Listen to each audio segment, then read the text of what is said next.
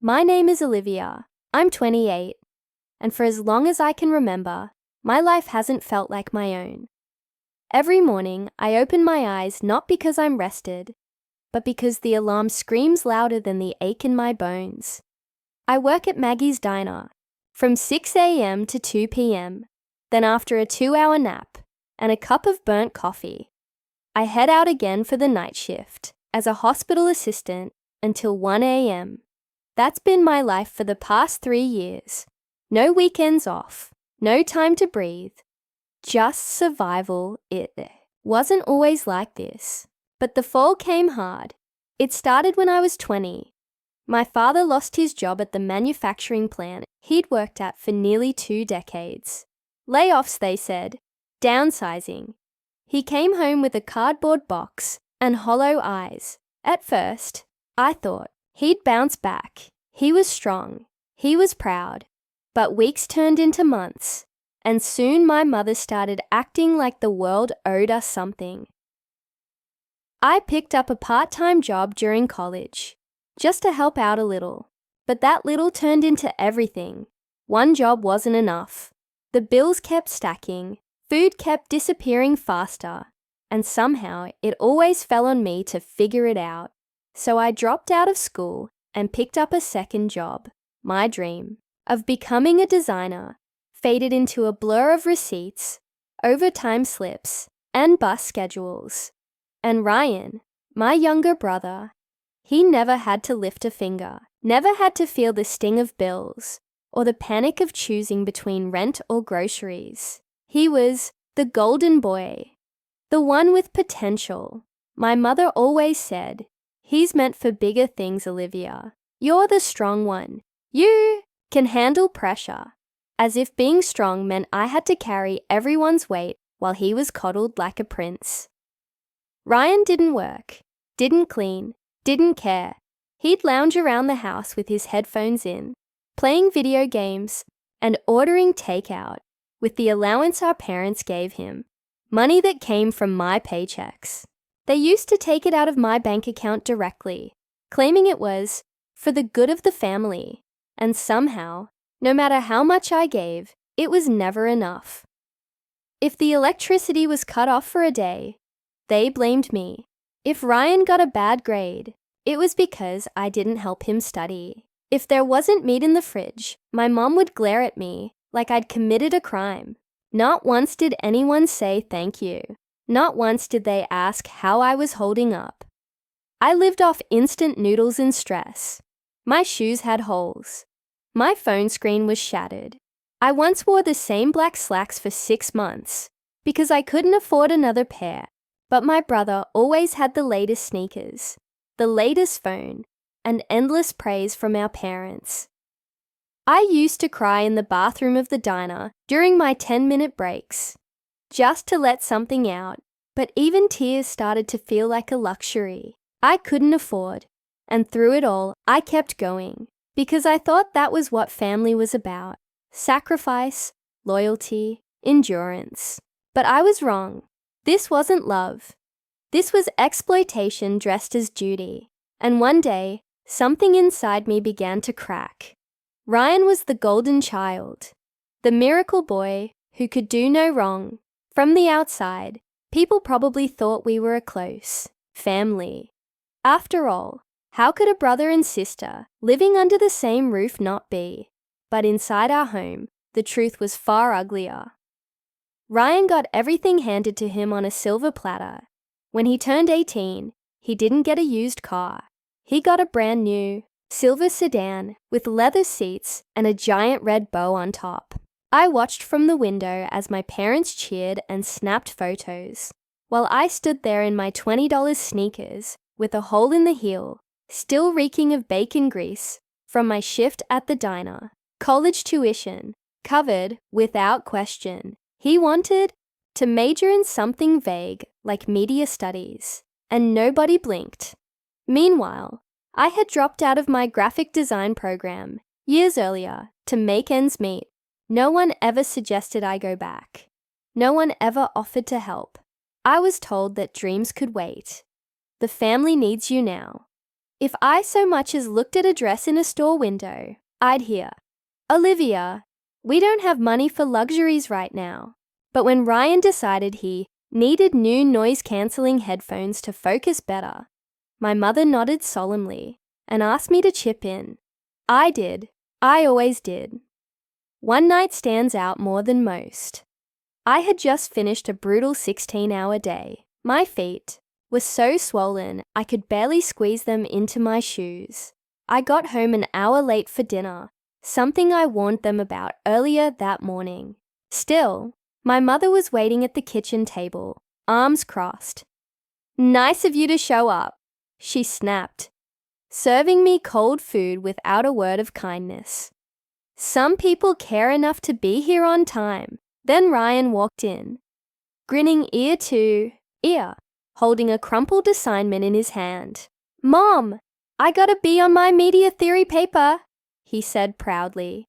"Oh, sweetheart, that's wonderful," she cooed, throwing her arms around him like he had just cured cancer. "See, Olivia, that's what success looks like." I forced a smile and chewed the cold chicken in silence. Then there was the birthday that broke me.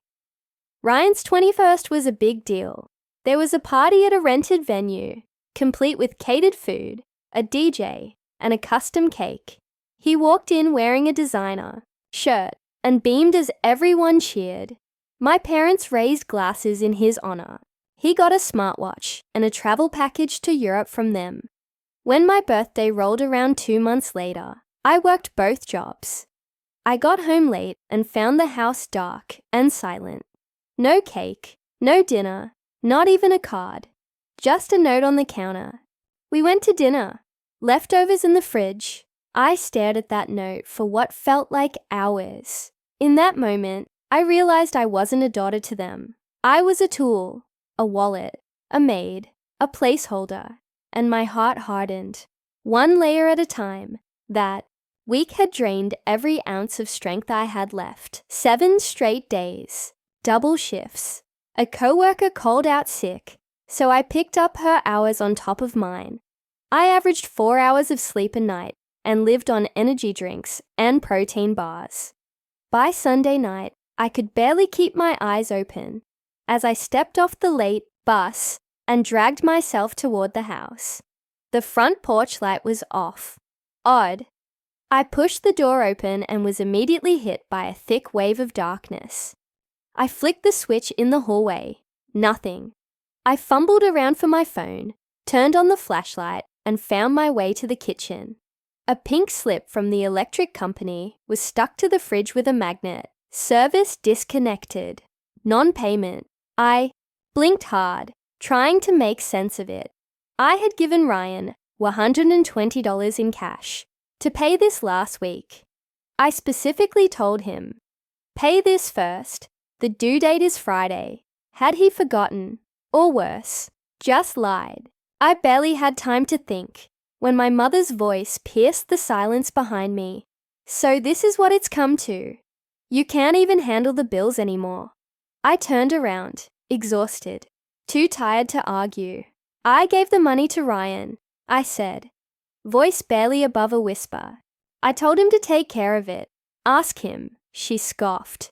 "Don't start throwing your brother under the bus. He has enough on his plate already with his classes. You're the one working. You should have followed up. You know how unreliable things are when you manage them." The words hit like ice water. My mouth fell open, but nothing came out at first. "I've been working 16-hour days," I finally said. "I haven't had a single day off. Do you even see that? Do you even care?" "Don't get dramatic," she snapped.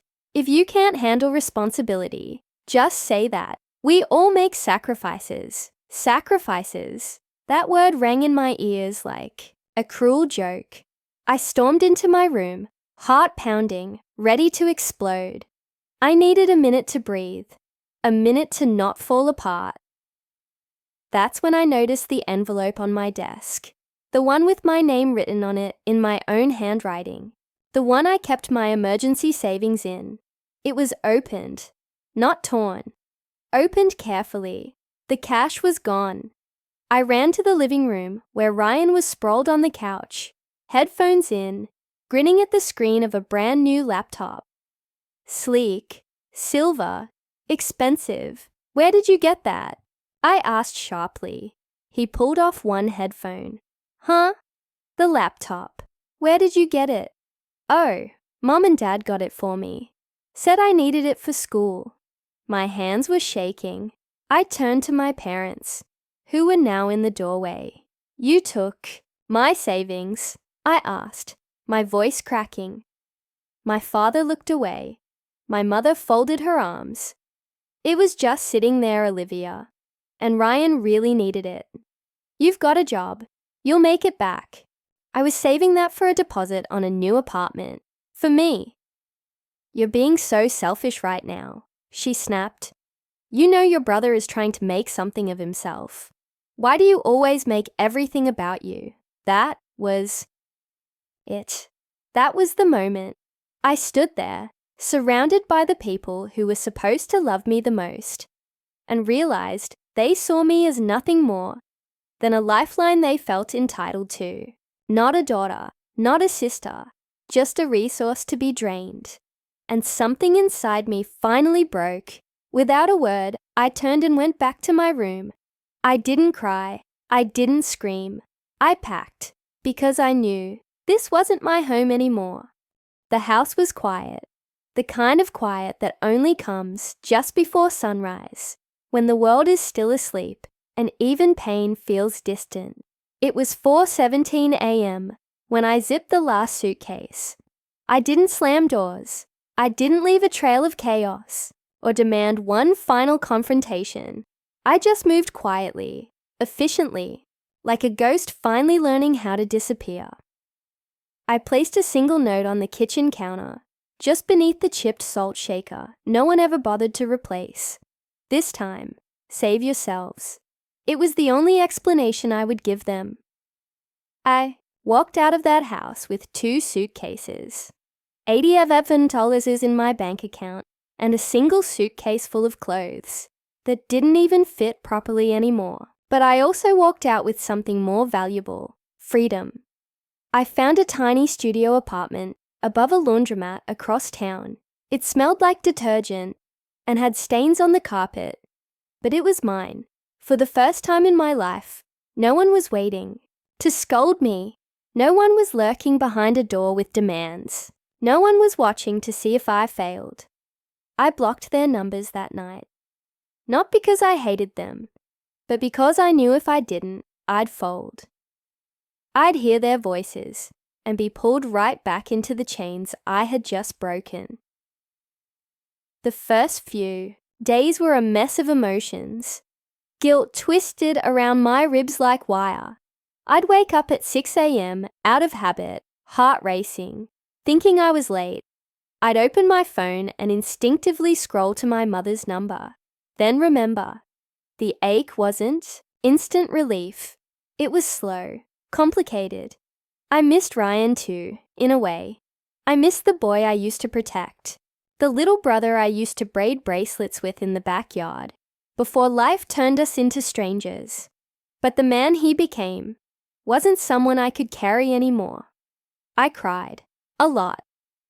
I also slept more than I ever had in years. But then, something strange happened. I started to feel still, not happy, not yet, but calm. My friend Marissa from high school, who I'd drifted from over the years, heard through someone that I'd moved out. She worked at a marketing firm and said they were looking for a junior assistant. It didn't pay much, but it was something. I applied and got it within 2 weeks. It was the first job I'd ever had where no one barked at me, where I wasn't cleaning someone's mess or being told I was failing, just typing emails, printing reports, making coffee, and being thanked. And that simple thank you made my chest tighten the first time I heard it. I wasn't used to being seen. I wasn't used to existing without being used. With every day that passed, I unpacked more than boxes. I unpacked myself, my pain, my worth, my future. I wasn't running away anymore. I was running towards something 1 year later. My alarm clock buzzes at 7 a.m. Not because I need to start a 16-hour shift, but because I choose to take a slow morning. My tiny apartment has changed.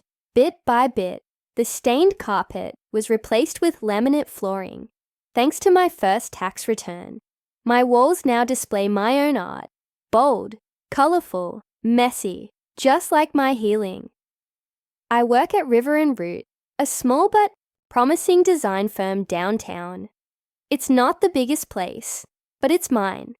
I'm an assistant graphic designer now, and I finally feel like the creative girl I used to dream of becoming. The Olivia who once stood in the art supply aisle, calculating whether she could afford sketchbooks and groceries in the same week. She'd be proud. My days now begin with yoga, or sometimes a quiet jog in the park. I started therapy 6 months ago. At first, I was skeptical, sitting in a chair and talking to someone about things I'd buried deep. But it's helped. I've learned to name the wounds, to set boundaries, to let go without self-blame. I paint on Sundays. I eat real meals. I smile without forcing it. And I haven't spoken to my family since the day I left. At first, silence was hard. I used to wonder if I'd get a knock on the door or a voicemail drenched in guilt, but weeks turned to months, and nothing came, except the occasional whispers from mutual acquaintances or neighbors who didn't know they were feeding me stories I no longer asked for. Ryan dropped out of college 6 months after I left. Apparently, he lost motivation and needed a break. Without my income, the safety net vanished. The silver sedan was repossessed. The new laptop, sold on Facebook Marketplace, I heard. My parents had to pick up part-time jobs. The mortgage is behind. The lights got shut off twice. My mother has been begging distant relatives for help. They never reached out to me, not once. And even if they did, I wouldn't answer. Some might call it heartless, but I call it survival. I gave them everything I had for almost a decade, and when I needed the smallest ounce of compassion, they buried me in blame. So now I give them nothing, and I sleep peacefully at night. Irony has its poetry. Sometimes when I sip coffee on my balcony, watching the sunrise stretch across the city skyline, I think about what might have happened if I'd stayed. Would I still be in that crumbling house, scrubbing dishes and counting coins while they celebrated mediocrity in my brother? No, that Olivia is gone. She didn't die. She just evolved. I don't wish them harm, but I no longer wish them into my life. Still carry the scars, but now they're reminders, not chains. Each paycheck I earn, each boundary I set, each new sketch I create is a thread in the tapestry of a life that's finally mine. Flourishing doesn't always look like fireworks or fame. Sometimes it's just a woman sitting alone in her own apartment with peace in her heart and paint on her hands, choosing herself every single day.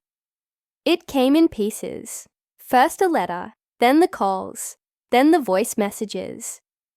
I was sipping tea on a rainy Sunday afternoon, sketching in my notebook, when I noticed the envelope. No return address, but the handwriting was unmistakable. My mother's, sharp, rigid, and always slightly tilted to the left. I stared at it for a long time before opening it. My hands didn't shake, but my heart did. Olivia, I know things ended badly between us, but we need you now. Your father's hours have been cut, and Ryan is going through a rough patch. We've fallen behind on the mortgage. We're struggling to keep the lights on. I know you're angry, but you're still our daughter. Please don't turn your back on your family. It was signed, Love, Mom. The first voicemail came an hour later. Her voice was fragile, almost rehearsed. Olivia. Honey, I know you blocked us. I don't blame you, but we're in a really bad place. You were always the strong one, the one who held us together. We need that strength again. Please, call me back. I deleted it. Then another came. From Ryan. Hey, I know I was a jerk. You didn't deserve how we treated you. None of it. But things are really hard right now. We need you. I need you. Come back. There was a silence at the end. Like, he was trying to find words that wouldn't sound like begging, but they were. Every second reeked of guilt, of desperation, of too little, too late. I wanted to laugh. I wanted to cry. Instead, I just sat there, phone in hand, listening to the voice of the brother who once watched me wash dishes after work with bleeding fingers, while he played video games, the mother who called me useless when the lights went out, the people who took my savings, my energy, my youth, and now wanted more. Of course they came back because I was always the fallback plan, the fixer, the safety net, but I wasn't that girl anymore. Still, the words dug deep. You're still part of this family. Don't abandon us now. Emotional manipulation, wrapped in false warmth. A gentle knife they knew how to twist, just right. I stared out the window, rain tapping softly against the glass. A year ago, I would have rushed to them. I would have dipped into my paycheck, made calls, arranged payments, carried them again. I would have ignored my own suffering to be their savior, but not anymore. I didn't hate them. I wasn't even angry. I was just done. Done being used. Done being guilted. Done confusing blood with loyalty. And for the first time, I realized something that gave me peace. Just because someone shares your name doesn't mean they deserve your kindness. So I turned off my phone, slid the letter into a drawer I never open, and went back to my sketchbook. The rain kept falling, but this time I didn't feel cold. That night, I sat at my desk with a blank sheet of paper and a pen I hadn't used in months. Not for art this time, for closure. I didn't plan what I was going to write. I just let the truth bleed out of me. Dear Mom, Dad, and Ryan, it's not that I don't hear you. I do.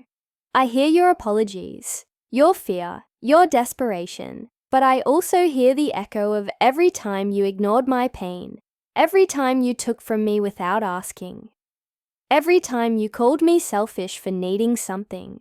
In return, I was a child when you made me a provider, a teenager when you made me your crutch. I missed out on joy, on rest, on growth, because I was too busy patching holes in a sinking ship you refused to repair.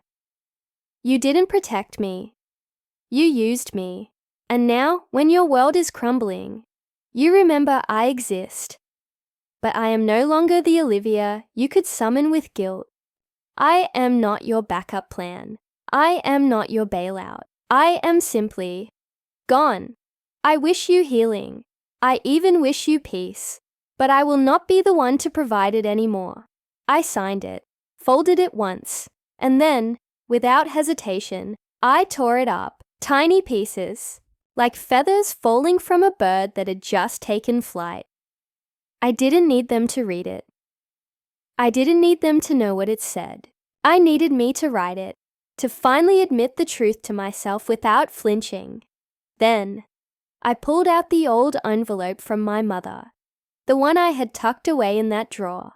I held it for a moment, let the weight of it settle in my hands, and I dropped it in the trash. I opened my phone, read the last message from Ryan. Come back. We need you. Delete. Another from my mother. We're still your family. Delete. Block. Silence. It was the sound of my freedom. They didn't deserve the space in my heart anymore. Not after what they took, and not when they only came back when they had nothing left. I whispered to myself, just once, to let it settle. They only remembered I exist when they needed something. The next morning, I took a bus to the coast. Just me, a tote bag, and a book I barely opened. The beach was empty except for a few scattered footprints in the sand and the cries of seagulls overhead. I kicked off my shoes and walked barefoot toward the water, the coolness of the breeze wrapping around me like a soft warning. This is real. I stood at the edge for a long time, letting the waves kiss my toes. The horizon stretched on forever, a reminder that life didn't begin or end in that broken house, that there was more for me, that there had always been more. I closed my eyes, breathed deeply, and let go, not just of them, but of the guilt, the shame, the story I'd been telling myself for years, that I was only valuable when I was useful to someone else. Here, with no one watching, I smiled, really smiled, because I was no longer someone's lifeline. I was my own, and the tide didn't pull me under. It carried me forward. Life didn't turn into a fairy tale after that day on the beach. There were still bills, still deadlines, still lonely evenings, and takeout dinners eaten on the couch, but everything felt lighter. The air in my lungs didn't carry the same weight. My steps weren't as heavy. I still wake up early. I still work hard, but now every ounce of effort is for me, not for people who once called me a burden. There are days when I think about them. My mother's stern eyes, my father's silence, Ryan's lopsided smile. Sometimes I wonder if they ever really saw me, or if they just saw a source of survival they were entitled to. But I don't ache for them anymore. I don't flinch at their memory. I don't check my blocked messages out of curiosity. And the most surprising thing of all, I don't hate them. Not anymore. I used to think the only way to heal would be through revenge. That one day they'd come crawling, and I'd stand tall, throwing their cruelty back in their faces with poetic justice. But healing didn't look like that. It looked like saying no without guilt. It looked like coming home to my own space, lighting a candle and watching the sunset in silence. It looked like laughing at something silly with new friends, starting a garden on my balcony, spending hours at bookstores, or painting something just because I felt like it. Peace, it turns out, doesn't need an audience. Sometimes I pass by families at coffee shops, mothers hugging their daughters, siblings teasing one another, and a soft pang of loss rises in me. Not for my family, but for the version I never had, the kind I used to wish into existence. But I no longer feel responsible for what they lacked. I no longer twist myself, trying to fill the holes they refused to patch. Because I love myself now, truly, fiercely. Enough to walk away, enough to stay. Away, enough to stop looking back. Sometimes I think of writing about it all, turning the mess into art, the pain into something useful. But for now, I just live, quietly, steadily, without apology. One afternoon, while sipping tea on the balcony, watching the breeze carry away the scent of lavender from my tiny potted plant, I whispered something into the wind. Just 6 words. Don't owe you any more. And it felt like a prayer, or maybe a blessing, because sometimes walking away isn't about revenge or winning. Sometimes walking away is the kindest thing you can do for yourself.